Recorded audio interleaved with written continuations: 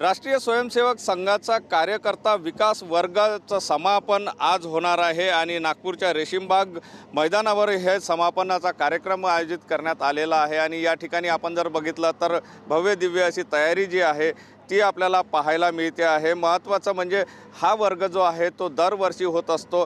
11 मे पासून या वर्गाची सुरुवात झाली आणि 25 दिवसानंतर हा वर्ग आता संपतो आहे।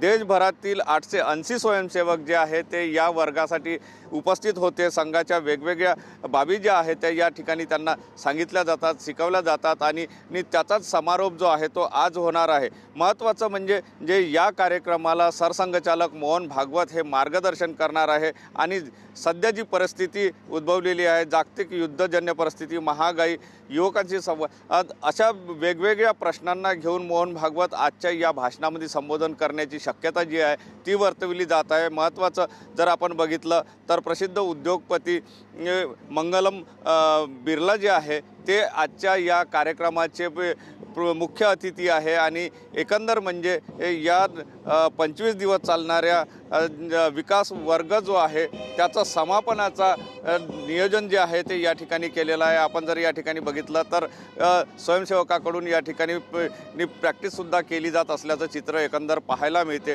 त्यामुळे आता सरसंघचालक मोहन भागवत आजच्या उद्बोधनामध्ये नेमका काय संदेश देतात, काय बोलतात याकडे सगळं लक्ष लागलं आहे। कॅमेरामन सचिन सयामसह सुनील ढगे, TV9 मराठी, नागपूर।